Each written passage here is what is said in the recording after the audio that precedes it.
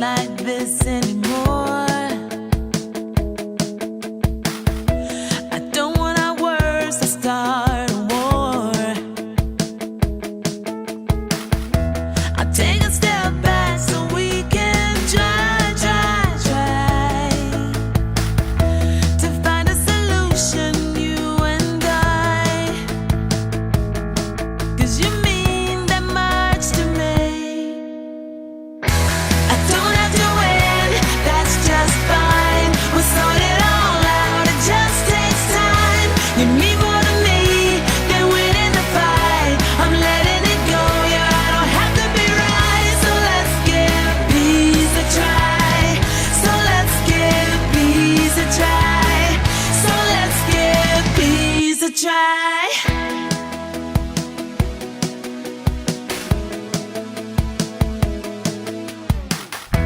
Seems like we've been down this road before.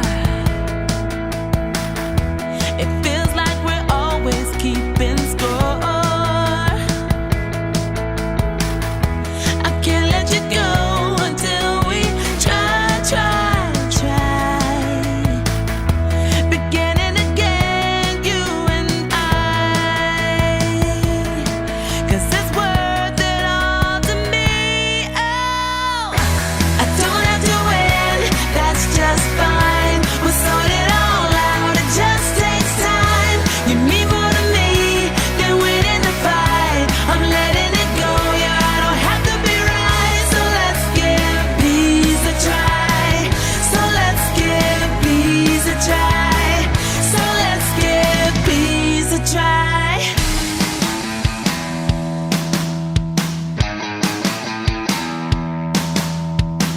I wanna build you up, and so I'm giving in. I wanna build you up, and so I'm giving in. Because it's not about whether or not I win, 'cause you mean more to me than that. I wanna build you up, and so I'm giving in. I wanna build you up, and so I'm giving in.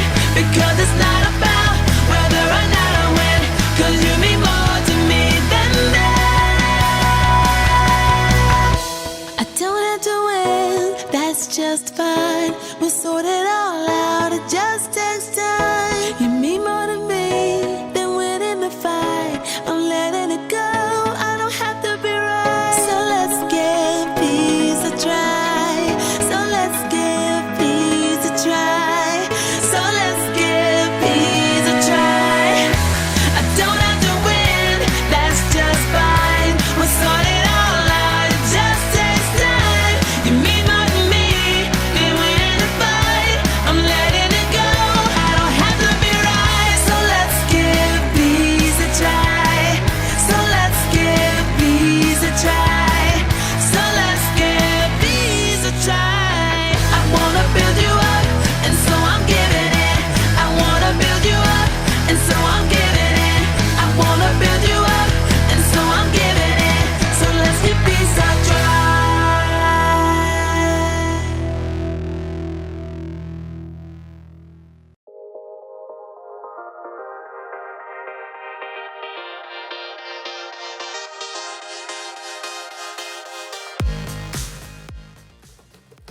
Oh, hold on just a second. And send.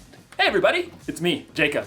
Sorry about that. Had to post about my favorite team. They're playing tonight and they're gonna crush the competition. Crushed. That's what my team's gonna do to your team. Oh yeah! Huh. Excuse me just a second. What? Somebody commented on my post. Your loser team is gonna eat dirt tonight. Oh, I'll show them. I've got the perfect comeback. Oh yeah? Well, your head is filled with dirt. Boom. And post. Jacob, what are you doing? I don't know, Jacob. Maybe we should do this. But Jacob, why ever not? Because this week we're talking about peace. Peace is proving you care more about each other than winning an argument. But I don't want to make peace. I want to get even. There's only one thing that'll help me calm down and make the right choice. A can of chips. Whew.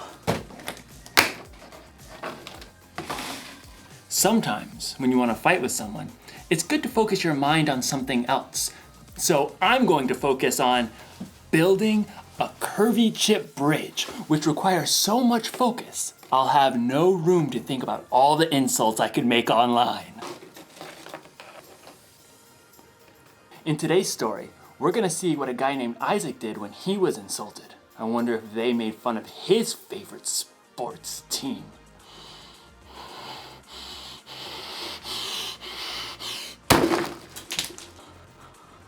Oh, no. Guess I'm gonna need to focus a little bit more.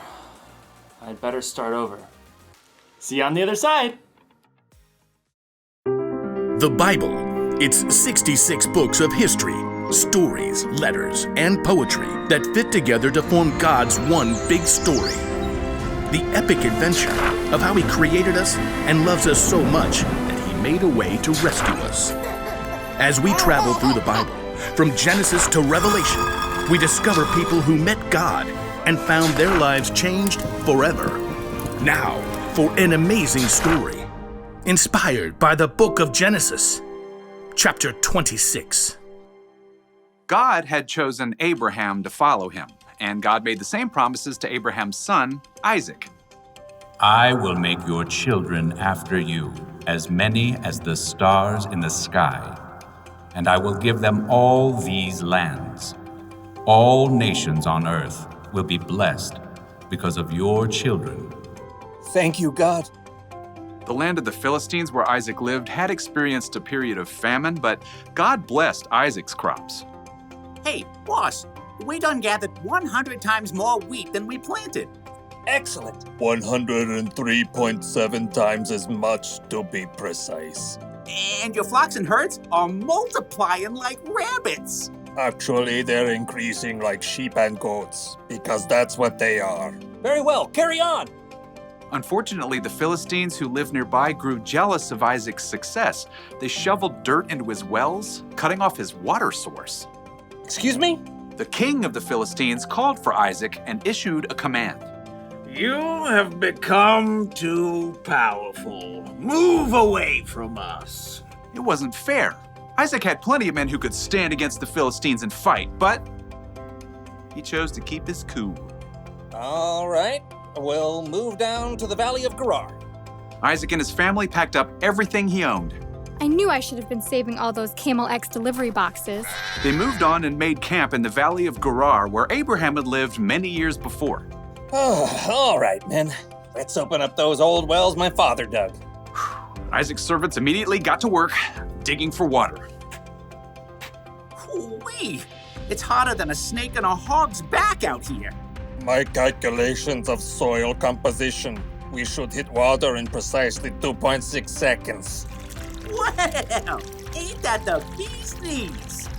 Abraham's old wells filled with cool, clear water once again. The happy herds and flocks could drink their fill. That is, until the nearby Philistine herdsmen showed up. So kind of you to open up these wells for us. Step aside, the water's ours.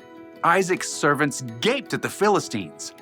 You got some nerve. These wells belong to Isaac by ancestral tradition and dint of hard labor. Whatever. We're taking the well.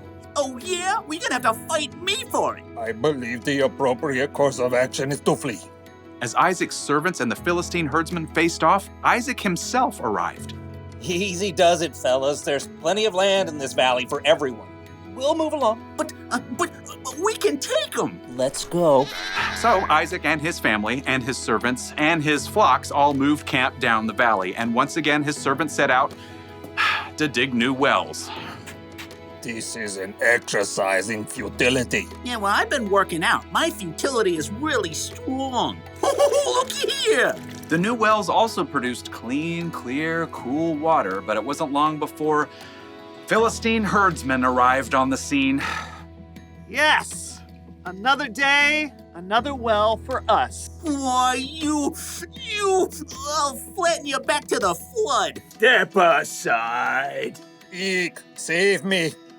Once again, Isaac showed up. Take it down a notch, please. There's still room for everyone. Oh, come on. We could knock them flat. Yes, we could, but we're not going to. Move on out, boys. For a third time, Isaac and his men moved camp, and once again his servants dug new wells. This time, I'm gonna tie those bullies in knots and dip them in garlic. Oh, look, water. Yay. Wait for it. Wait for it. This time, no one challenged Isaac or his servants. They were left to tend to their flocks and herds in peace. That is until one day, Isaac spotted King Abimelech heading his way with a host of advisors. When the royal entourage arrived, Isaac welcomed them. Why have you come to me? You were angry with me and sent me away. Abimelech shifted and exchanged a glance with his advisors. Well, we saw clearly the Lord was with you, so we want to make a peace treaty with you. We always treated you well. We sent you away peacefully, and now the Lord has blessed you. Give us your word you won't harm us? I can do that. Isaac prepared a feast for the Philistines. Early the next morning, the men made an agreement to keep peace with each other. Then, the Philistines went on their way. Need a drink? Pretty good well right there by the road. Yep, even though Isaac had the power to win a fight, he had chosen to stay strong and walk away 3 times in a row. And God had blessed him with peace. The Philistines insulted Isaac when they sailed right in and took over his wells, causing him to move 3 different times. Truth is, Isaac had a right to be angry, and he knew he was strong enough to crush the Philistines. But Isaac also knew that he could make peace simply by digging another well. And in the end, the Philistines made a peace treaty with Isaac. Being strong doesn't mean you have to fight. And making peace doesn't make you weak. Think of Jesus. He was stronger than any of us. But he allowed himself to be arrested and put to death on a cross so he could make peace with all of us once and for all. You're not weak when you make peace. When you choose to hold your temper and stay calm instead of losing it, you show others how strong you really are. So here's the one thing to remember today. You can show you care about others by walking away from a fight. Don't get me wrong, there are definitely times to stand up for yourself and to stand up for other people. A grown-up you trust can help you know when. But sometimes, the best way to build a bridge to someone else is to walk away. Look at this. Ta-da! Isn't it a thing of beauty? See, building this helped me just calm down a bit. I don't even care about getting revenge. I just want to enjoy the game. Go team, go! Walk away, win! Yeah! Woo? No, that doesn't feel right. That's for off the field. See you next time.